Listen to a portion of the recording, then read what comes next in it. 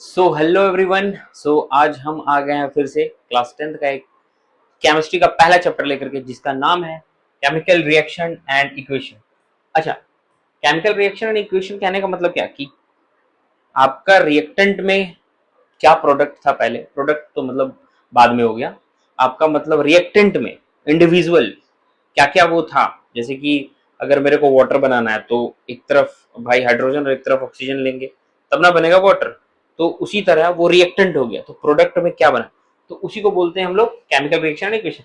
यानी कि chemically react करेगा, ठीक है, और कुछ नया प्रोडक्ट बनाएगा, और हम उसका लिखना सीखेंगे क्या, इक्वेशन। कि इक्वेशन हम उसको कैसे लिख सकते हैं। ओके, सिंबल्स कैसा होगा, साइन और सिंबल्स के थ्रू लिखेंगे।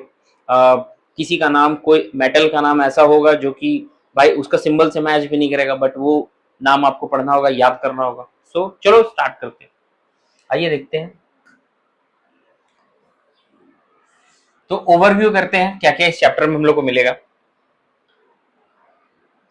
केमिकल रिएक्शन क्या कहता है, स्टेटमेंट देखते हैं।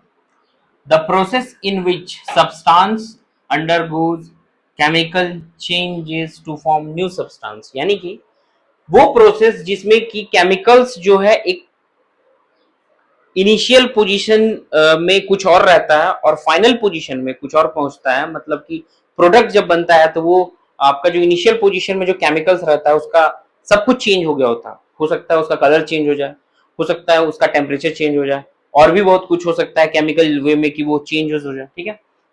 हम कह सकते हैं कि एक ऐसा प्रोसेस जिसमें कि सब्सटेंस केमिकली चेंज हो जाता है, क्यों होता है, न्यू सब्सटेंस को फॉर्म करने के लिए, तो उसको हम बोलते हैं केमिकल रिएक्शन। यानी कि अगर वो अब चेंज हो चुका है तो आप उसको फर्दर वापस नहीं ला सकते हो उसके ओरिजिनल फिगर में, ठीक है।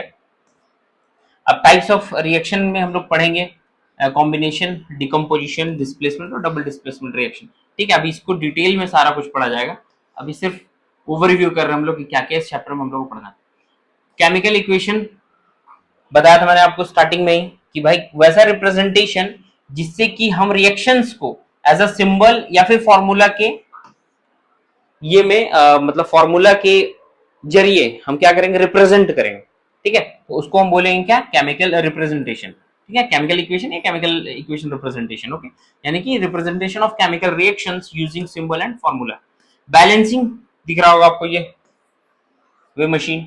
बैलेंसिंग कहने का मतलब कि आपको इनिशियल में, यानी कि जो आपके पास रिएक्टेंट था, यानी कि जो आपके पास केमिकल्स था पहले प्रोडक्ट बनने से पहले, वो केमिकल्स क्या अब प्रोडक्ट में जब चेंज हुआ है तो दोनों का वेटेज सेम है। यानी कि अगर हम बोले कि भाई अगर इधर 5 kg था, ऐसे अगर समझे कि भाई रिएक्टेंट में अगर वो केमिकल 5 kg का था, क्या प्रोडक्ट में भी 5 kg का ही होगा, तो उसको हम बैलेंस करेंगे, ठीक है ना।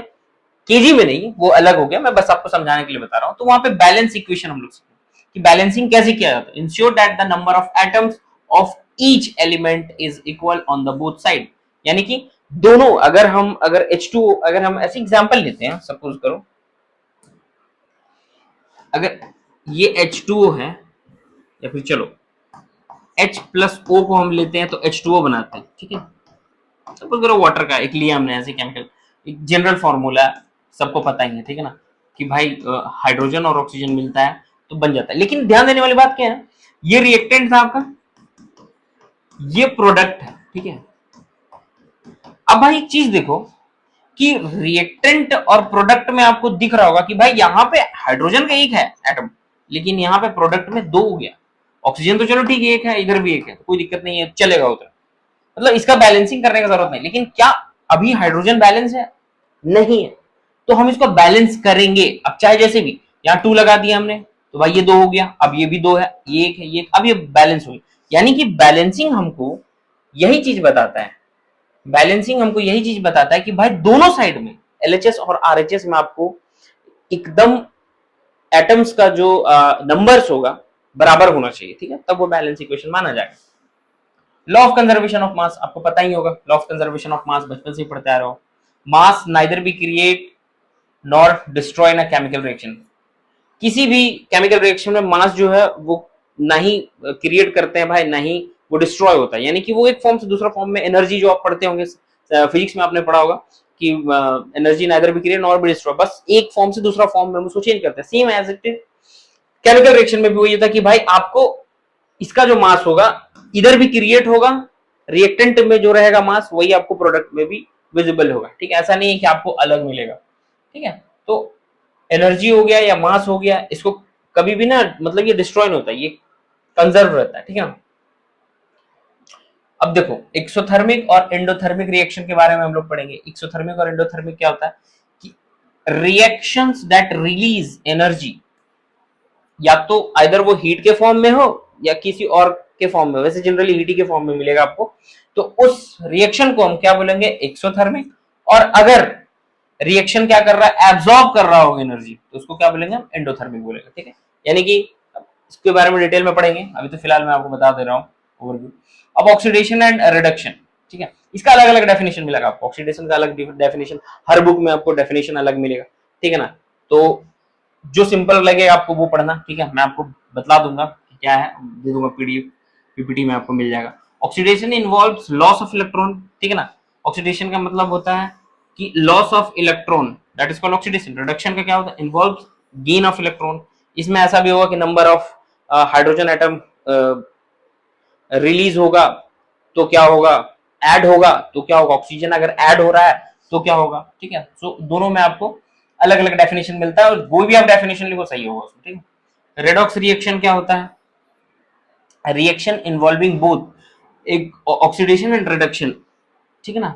दोनों दोनों आपका एक साथ ही इन्वॉल्व होता है रिएक्शन, तो क्या बोलते हैं हम उसको, रेडॉक्स रिएक्शन, ठीक है। ऑक्सीडेशन एंड रिडक्शन एक साथ होगा। कोरिजन पता ही आपको, the process of metals being gradually destroyed by chemical reaction with the environment, ठीक है ना। एनवायरनमेंट के प्रोसेस से, या फिर आप बोल सकते हो कि कोई आयरन में रस्ट, कोरिजन मतलब क्या, रस्टिंग, यानी कि आप देखे होंगे अपने घर में जो छत होता है, ढलाई आपने किया हुआ, उसमें हम लोग ऊपर फर्दर ऊपर का फ्लोर बनाने के लिए हम लोग क्या करते हैं, जो आयरन नेल्स होता है, रॉड वगैरह, उसको हम क्या करते हैं, निकाल करके छोड़ देते हैं, ठीक है। उसमें देखना समय जैसे जैसे समय बीतता है वैसे वैसे क्या होगा, उसमें रस्टिंग आ जाता है, दैट इज कॉल्ड कोरिजन। अब वो इन्वायरमेंट के केमिकल रिएक्शन में, इन्वायरमेंट में भाई आपको हर चीज मिल रहा है, वहां पे आपको वाटर भी मॉइस्चर के फॉर्म में मिल जाएगा, हीट तो लाइट तो मिल ही रहा है, ऑक्सीजन है ही, ठीक है।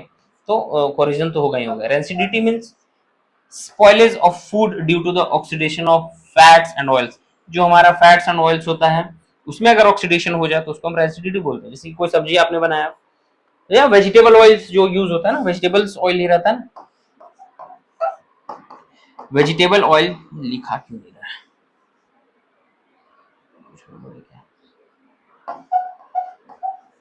वेजिटेबल ऑयल जो रहता है इसको अगर हम ऑक्सीडाइज करवा देंगे तो रेंसिडिटी हो जाएगा, यानी कि आप जो भी उसमें फैट्स वगैरह ऑयल में प्रेजेंट रहता है वो ऑक्सीडाइज्ड हो गया, यानी कि आप देखना एक अजब से स्मेल आता है, ठीक है ना। कोई भी चीज आप बनाओ, कोई सब्जी कुछ अच्छा बना करके रख दो, उसको एक दो दिन के लिए छोड़ दो, ऑक्सीडाइज्ड हो गया। अगर उसको अच्छा से पैक ना करो तो वो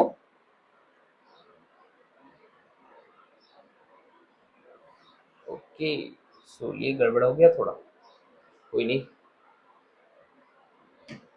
हम्म,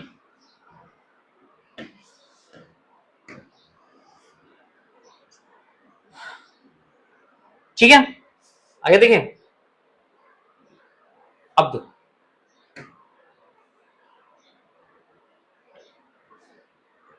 trick to balance a chemical equation. अब यहां से देखते हैं कि भाई बैलेंस इक्वेशन को, सॉरी केमिकल इक्वेशन को बैलेंस करने के लिए क्या कुछ ट्रिक है। तो सिंपल है। अब मेरा पहले से भी एक वीडियो है, बहुत पहले जब मैं बनाया था 2019 18 19 19 20 में शायद, लॉकडाउन के टाइम पे, तो उस टाइम शायद होगा जो कि मैं ट्रिक दिया हुआ हूँ, इधर में मैं बता दूंगा। वैसे कुछ है नहीं आपको अभी, क्लास 10th में वैसे ट्रिक का जरूरत पड़ेगा नहीं, बट हाँ बहुत अच्छा लेवल का वो बताया हुआ, मैं लिंक डाल दूंगा, आप उसको देख लेना, ज्यादा अच्छा रहेगा। अभी तो मैं सिर्फ बता दे रहा हूँ, ठीक है। Count the atom, count and compare the number of atoms each element on the reactant side and the product side। यानी कि कहने का मतलब है, ये क्या बोल रहा है ना कि आपको रिएक्टेंट साइड और प्रोडक्ट साइड, मान लो ये H प्लस O है, ये प्रोडक्ट दिया आपका H2O।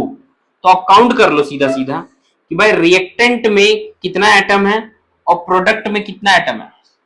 इधर लिख लो H और इधर लिख लो O, ठीक है, दोनों का लिख लो भाई, या ऐसे करो, इसको लिख लो LHS और इसको लिख लो RHS, सिंपल सा मैं बता रहा हूं मैं आपको, ठीक है। LHS लिख लो, RHS लिख लो, कि LHS साइड में जो हाइड्रोजन है वो लिख लो और ऑक्सीजन लिख लो, और सेम RHS में हाइड्रोजन और ऑक्सीजन है वो लिख लो। अब ध्यान दो कि भाई LHS में कितना हाइड्रोजन है, एक है, या ऐसे लगाओ साइड में इसको लगाओ, एक हाइड्रोजन है, ठीक है भाई। क्या RHS में एक है, नहीं, इधर क्या है, दो है, चलो इधर दो लगाते हैं। क्या ये बैलेंस है, नहीं, क्या करोगे आप, पहले कोशिश करना ना कि पहले बैलेंस करते जाओ, जैसे जैसे आप इनिशिएट करोगे ना बैलेंसिंग, वैसे वैसे करते जाना, आपको पता चल जाएगा। क्यों, क्योंकि आगे वाला भी डिपेंड करता है कभी कभी। अभी और भी कॉम्प्लेक्स बैलेंसिंग देखेंगे हम लोग, बस नॉर्मल अभी मैं बता रहा हूं आपको। ये एक है, ये दो है, तो भाई इसको 2 से मल्टीप्लाई कर देते हैं, सिंपल। तो ये भी 2 हो गया, सपोज करो ये भी 2 है, अभी ये भी 2 है। अब क्या ऑक्सीजन एक है इधर, तो क्या इधर ऑक्सीजन एक है, सब देख लेना, बैलेंस हो गया, हाँ भाई बैलेंस हो गया, खत्म। यानी कि ये आपका इस साइड में 2 लगेगा, ये हो गया H2O H2O, तो ये हो गया बैलेंसिंग। तो सिंपल यही बोल रहा है ये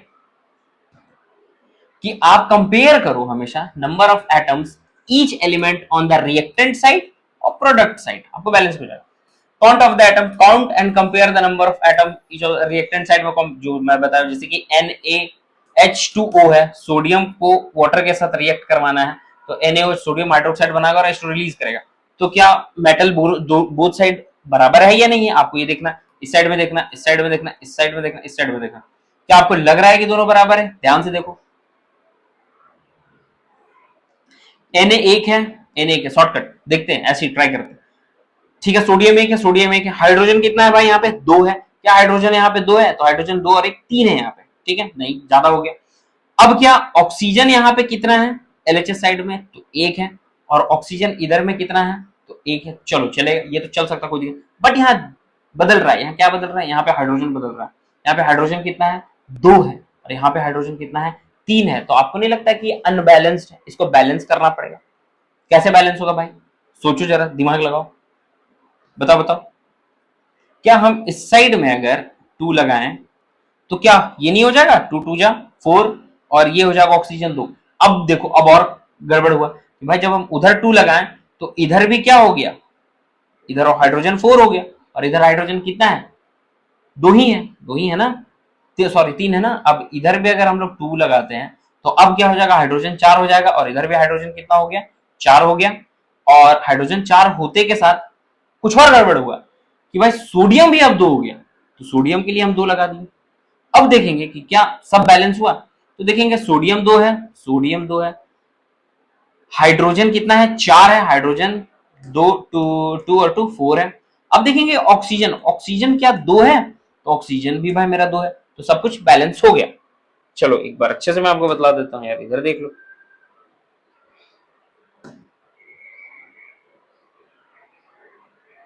यही बतलाता हूँ, ज्यादा अच्छा है। देखो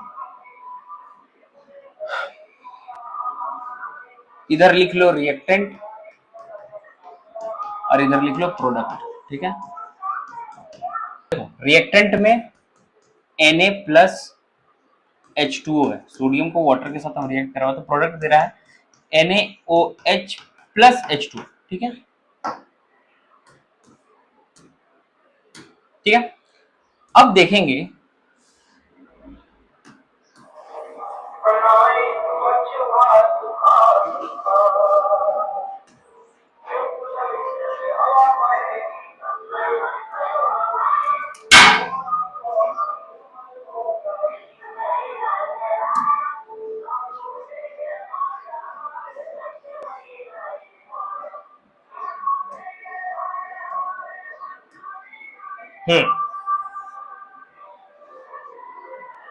लिख लेते हैं, इधर Na है, हाइड्रोजन है और ऑक्सीजन है, इधर भी भाई, इधर LHS है और इधर RHS है, ठीक है। सेम Na है, H है और O है, ठीक है। हीट एंड ट्रायल मेथड आपने पढ़ा होगा शायद, सबसे इजी कि भाई फेंको और देखो कि क्या सही हो जाता है या फिर नहीं। एकदम सबसे इजी वे है बैलेंसिंग का। तो ध्यान देना, मैंने आपको अभी क्या बताया, सोडियम की इधर इधर कितना है, 1 है, 1 लिख दो। हाइड्रोजन कितना है, 2 है, 2 लिख दो। ऑक्सीजन कितना है, 1 है। अब देखो इधर सोडियम कितना है, 1 है। हाइड्रोजन कितना है, 1 2 3 है। ऑक्सीजन कितना है, 1 है। क्या बैलेंस लग रहा है आपको? ये दोनों तो बैलेंस है भाई, लेकिन ये बैलेंस नहीं है, हाइड्रोजन बैलेंस नहीं है। तो भाई कोई तो ऐसा तरीका है नहीं कि भाई हम इसको 3 बना सके, नहीं ना होगा ऐसा, ऐसा तो नहीं है। वो हाफ बैलेंसिंग जो होता है ना, हाफ वाला, ये वाला, ये सिखाऊंगा अभी। सिंपल अभी एकदम इजी वाला देखो, एक बार में ही सब नहीं होगा, ठीक है, आराम से देखो। देखने वाली बात ये है कि भाई सोडियम इधर 1 है, हाइड्रोजन 2 है, ऑक्सीजन इधर भी सोडियम 1 है, हाइड्रोजन 3 है, ऑक्सीजन कितना है, 1 है। अब देखते हैं कि क्या हो पाएगा ऐसा सच में कि बैलेंस करे। इसका तो खैर ये तो भाई इवन है, ऑड वाला का तो चलो, या तो ऑड में एक एक रहता तो चल जाता, लेकिन भाई ये तो 3 है, ठीक है। इसको बैलेंस करने के लिए हम 2 लगाएंगे इस साइड में, ठीक है। अब जैसे ही हम इधर 2 लगाएंगे ना, सारा कुछ कहानी चेंज हो जाएगा। अब आरएचएस में Na कितना हो जाएगा, 2 हो जाएगा। तुम्हारा ऑक्सीजन कितना हो जाएगा, ऑक्सीजन भी कितना हो जाएगा, 2 हो जाएगा। हाइड्रोजन कितना हो जाएगा, हाइड्रोजन यहाँ 2 और 2 4 हो जाएगा, ठीक है। यानी कि हाइड्रोजन कितना हो जाएगा, टोटल 4। अब देखो ये 2 हो गया, ये भी 2 हो गया। अब इसका देखो तो जस्ट एकदम, क्या कुछ इसमें चेंज कर सकते हैं हम लोग? हाँ चलो, अगर उसको हमने 2 से मल्टीप्लाई किया तो इधर भी हमको 2 से मल्टीप्लाई करना होगा। चलो 2 ये हो गया। हाइड्रोजन कितना है, 4 है, तो 2 से मल्टीप्लाई करते हैं, तो 2 से हम हाइड्रोजन को मल्टीप्लाई करेंगे। अब जब 2 से इसको मल्टीप्लाई किए तो इधर बैलेंस हो गया ये, और इसको भी 2 से कर देंगे तो ये भी हो जाए, यानी कि इसका 2, इसका 4 और इसका 2, ये हो गया balance. LHS equal to RHS, ये हो गया बैलेंस पूरा का पूरा। सेम चीज यहाँ पे बताया नहीं है, ठीक है, ठीक है। सो ये आपका नंबर ऑफ जो आपका एटम्स है उसको क्या करो,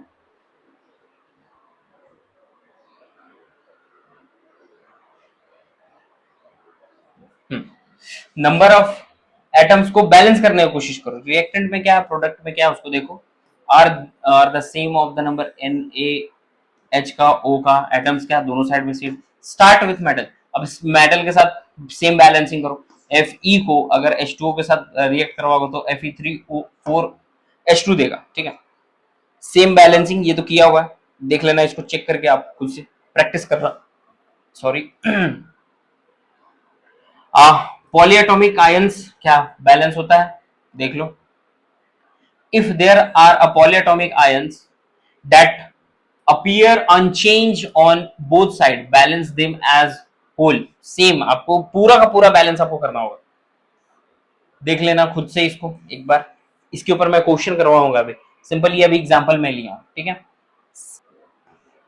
बैलेंस हाइड्रोजन और ऑक्सीजन लास्ट, हाइड्रोजन ऑक्सीजन को लास्ट करना है बैलेंस, और ये हो जाएगा, ठीक है।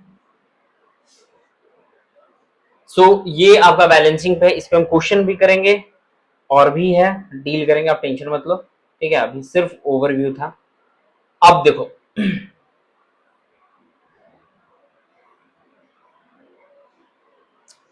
केमिकल रिएक्शन में होता है, reaction in which substance react to form new substances with entirely different property. कहने का मतलब हो गया, केमिकल रिएक्शन हम तब बोलेंगे जब पहला जो रिएक्टेंट था आपका, जैसे मान लो ये कैंफर है, कपूर, जिसको आप लोग कपड़ा वगैरह में डालते हो, ठीक है। तो ये क्या है, ये अभी सॉलिड में, ये धीरे धीरे अभी इसको मैं ऐसे ही रूम टेम्परेचर पे छोड़ दूंगा तो ये ना लिक्विड में होगा, मतलब ये सॉलिड से लिक्विड में नहीं जाएगा, यानी कि अपना स्टेट को चेंज नहीं करने वाला, ये डायरेक्ट गैसेस फॉर्म में, स्टेट में अगर होगा भी चेंज तो स्टेट का गैसेस फॉर्म में ये चेंज हो जाएगा, ठीक है। तो केमिकल रिएक्शन हम तब बोलेंगे जब वो रिएक्ट करेगा, रिएक्टेंट सब्सटेंस उसका रिएक्ट करेगा और पूरा का पूरा एक डिफरेंट प्रॉपर्टी बना लेगा अपना प्रोडक्ट में आते के साथ, ठीक है। तो हम बोलेंगे उसको केमिकल रिएक्शन, कि हम उसको रिवर्स नहीं कर सकते, इरिवर्सिबल होता है। खैर वाटर का तो रिवर्सिबल और रिवर्सिबल चलते रहता है, बोथ होता है, बट अगर कोई वैसा केमिकल आपको कोई वैसा दे दिया जाए और उसको बोल दिया जाए कि हाँ भाई आप उसको रिवर्स कर दो, यानी कि मिल्क से आप कर्ड में कन्वर्ट करो, कर्ड से फिर आप उसको छाछ बनाओ, कुछ भी बनाओ, उससे मक्खन निकालो, बोल दो वापस की मिल्क बना दो उसका सेम प्रॉपर्टी के साथ, जितना उसमें मतलब लैक्टस वगैरह जितना भी रहता है वो सब फिर से वापस ले आओ, तो हो नहीं सकता, ठीक ना। या फिर दही में दही बना दिए, तो लैक्टोबैसिलस जो दही जमाने के लिए जो होता है, जो माइक्रो ऑर्गेनिजम्स होता है, जो उसके लिए वापस उसको फिर से आप बोल दो कि भाई उसको जितना था, मतलब लैक्टिक एसिड तो रहता ही है, कहने का मतलब है कि अगर वो लैक्टोज में चेंज हो चुका है उसको फिर से वापस बना दो, यानी कि सीधा दूध से दही, दही से दूध बना दो फिर से, तो हो नहीं पाएगा, वो केमिकली पूरी तरह से चेंज हो गया, एंटायरली डिफरेंट प्रॉपर्टी, उसका अलग प्रॉपर्टी हो गया। अब कैरेक्टरिस्टिक्स ऑफ केमिकल रिएक्शन में क्या होगा? Change in colour, change in state, change in temperature, evolution of gas, formation of precipitate. कहने का मतलब हो गया ये कैरेक्टर है, क्या क्या हो सकता है जब आपका रिएक्टेंट से प्रोडक्ट में गया ना, तो हो सकता है कि आपका रिएक्टेंट का कलर ब्लू हो, अब रेड हो गया हो, या ब्लैक हो जाए, या सॉल्यूशन का कलर ही कुछ हो जाए, ठीक है ना, पूरा entirely different colour. Change in state, पहले हो सकता है वो सॉलिड में था, अब हो सकता है लिक्विड में हो, या फिर गैसेस के फॉर्म में चल जाए, just like camphor.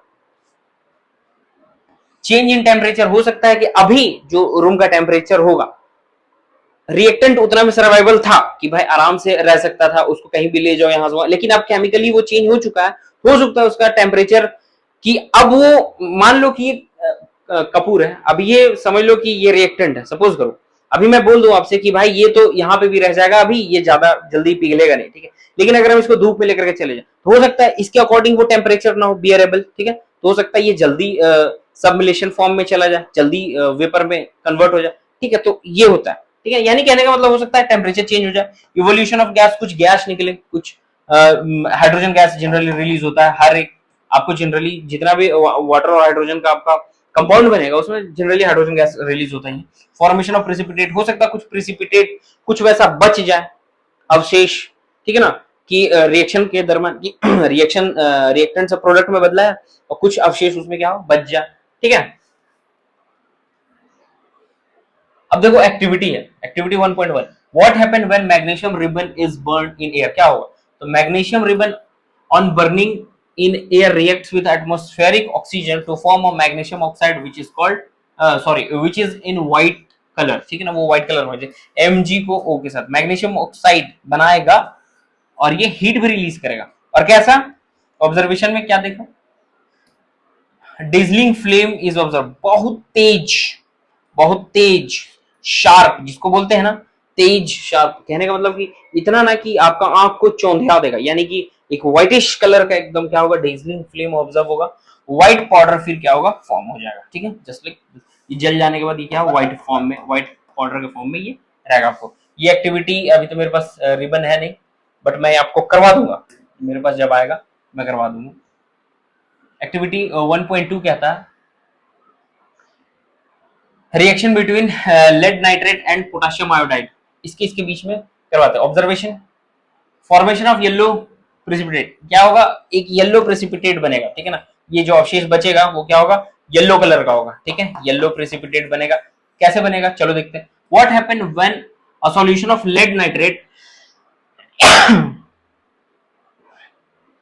Gate mixed with a potassium iodide solution, क्या होगा अगर लेड नाइट्रेट को पोटेशियम आयोडाइड के सॉल्यूशन के साथ मिक्स किया जाए। When the solution of potassium iodide and lead nitrate are mixed, अगर हम पोटेशियम आयोडाइड का और लेड नाइट्रेट का सॉल्यूशन को अगर मिक्स करते हैं तो हमको क्या मिलता है, लेड आयोडाइड PbL2, और साथ में मतलब ये येलो प्रेसिपिटेट रहेगा, और उसके साथ मिलेगा पोटेशियम नाइट्रेट, ये रहा KNO3, ठीक है, तो ये मिलेगा आपको प्रोडक्ट में। एक्टिविटी 1.3 एनसीईआरटी, सारा एनसीईआरटी में दिया हुआ है दोस्त, आप लोग पढ़ना है, ठीक है, एक बार रीड कर लेना, मैं तो समझा दे रहा हूँ, आप एक बार रीड करोगे तो आपको पूरा पूरा एकदम दिमाग में फिट हो जाएगा, ठीक है। एक्टिविटी से क्वेश्चन देता है, याद रखना, एक्टिविटी से क्वेश्चन देता है, तो एक्टिविटी को नेग्लेक्ट नहीं करना, अभी मैं बता रहा हूँ आपको, क्योंकि एनसीईआरटी वालों के पास कुछ बचा नहीं है, स्कूल वालों के पास भी कुछ बचा नहीं, आपसे कुछ तो सीधा सीधा पूछेगा नहीं, तो यही सबसे क्वेश्चन देगा आपको, ठीक है। जैसे जैसे टाइम बीत रहा है ना, वैसे वैसे क्वेश्चन का लेवल भी हाई कर रहा है, ठीक है। अभी आप 10th में आए हो तो आपको पता चल जाएगा आगे कि क्या लेवल अप हुआ है, ठीक है। व्हाट इज इन एक्टिविटी 1.3, क्या है एक्टिविटी 1.3 में? Activity action of dilute H2SO4 और HCl on zinc granules, zinc granules कहने का मतलब आपको पीसीएस, छोटा छोटा जिंक ग्रेनुअल्स कहने का मतलब पीसीएस, आपको अगर इधर तो है नहीं अभी मेरे पास, छोटा छोटा एकदम बुरादा टाइप का, ठीक है ना, आप समझ जाओ वैसा। क्या होगा अगर हम डाइल्यूट H2SO4 को और HCl को दोनों के साथ ट्रीट करें, ठीक है, मतलब एक बार H2SO को साथ ट्रीट करें और दूसरा बार HCl के साथ ट्रीट करें तो क्या होता है, देखिए सल्फ्यूरिक एसिड के साथ एक बार करेंगे जिंक ग्रैन्युल्स का तो क्या देगा, और हाइड्रोक्लोरिक एसिड को एक साथ ट्रीट करेंगे तो क्या देगा। Observation, formation of bubbles over a zinc metal surface. ये जो जिंक ग्रैन्युल्स डालेंगे ना, मान लो इसके अंदर आप जिंक ग्रैन्युल्स मेटल आप डालोगे ना, तो इसके ऊपर में क्या होगा, फॉर्मेशन ऑफ बबल्स होगा। मान लो ये मेटल है, इसकी एकदम किनारे किनारे साइड में क्या होगा, बबल्स फॉर्म होना शुरू होगा। ठीक है, बबल्स, जिंक ग्रैन्युल्स के साइड साइड में क्या होगा, बबल्स का फॉर्मेशन होगा। ठीक है, evolution of colourless and odourless gas, एक ऐसा गैस भी रिलीज होगा जो कलरलेस होगा, ऑर्डरलेस होगा, स्मेल भी नहीं होगा भाई, इसको कोई कलर भी नहीं होगा, एकदम फालतू। द कंटेनर बिकम हॉट, और ये कंटेनर क्या हो जाएगा भाई, गर्म हो जाएगा। What happen when dilute HCl or H2SO added to a zinc granules, क्या होगा, when dilute HCl or H2SO4 added to a zinc granules, the zinc become more reactive, then hydrogen displace hydrogen form HCl or H2SO4, leading to the formation of zinc chloride, zinc sulfate along with the evolution of hydrogen gas। कैसे, देखो zinc को हम HCl के साथ release मतलब react करवाएं, भाई डाल दिए तो क्या बना, ZnCl2। अब किसको रिप्लेस कर रहा है, ये यहाँ पे डिस्प्लेसमेंट रिएक्शन चल रहा है। मैं स्टार्टिंग में बताया था ना आपको, एक डिस्प्लेसमेंट पढ़े, एक डबल डिस्प्लेसमेंट पढ़ेंगे। ठीक है, तो अब डिस्प्लेसमेंट रिएक्शन इसमें हो रहा है। Zn किसको पुश कर रहा है भाई, सी हाइड्रोजन को। Zn किसको कर रहा है, हाइड्रोजन को। Zn हाइड्रोजन को क्या कर रहा है, हटा रहा है, यहां से डिस्प्लेस कर रहा है और खुद आ जा रहा है इसके पास, तो ZnCl बना और हाइड्रोजन गैस रिलीज हो रहा है। सेम अगर हम H2SO4 के साथ भी अगर हम करें तो वही चीज हो रहा है। Zn किसको पुश कर रहा है भाई, आपका हाइड्रोजन को पुश करके हटा दे रहा है और ZnSO4 बना रहा है। ठीक है, और फिर हाइड्रोजन गैस रिलीज कर रहा है। Depending on the energy changes chemical reaction are classified into two more types, जिसको बोलते हैं एक्सोथर्मिक और एंडोथर्मिक। क्या हीट रिलीज हो रहा है या हीट को क्या कर रहा है, एब्जॉर्ब कर रहा है, ये होता है, बताएगा आपको एक्सोथर्मिक और एंडोथर्मिक। एक्सोथर्मिक है तो भाई, सॉरी एंडोथर्मिक और एक्सोथर्मिक क्या था, यही था ना, स्टार्टिंग में हमने पढ़ा था ना। हाँ, एक्सोथर्मिक और एंडोथर्मिक, यानी कि हीट को क्या कर रहा है, रिलीज कर रहा है तो एक्सोथर्मिक, और एंडोथर्मिक अगर ले रहा है तो एंडोथर्मिक। ओके, अब देखो, चलो डिफरेंस देख लेते हैं, ये लास्ट है, इसके बाद हम लोग आगे कंटिन्यू करेंगे आगे नेक्स्ट क्लास में। So exothermic reaction, reaction in which heat energy is released during the reaction, container become hot. देखो दिख रहा है आपको, एक इमेज मस्त लगाया हुआ है। ठीक है, इधर में मस्त कंटेनर क्या हो रहा है, हॉट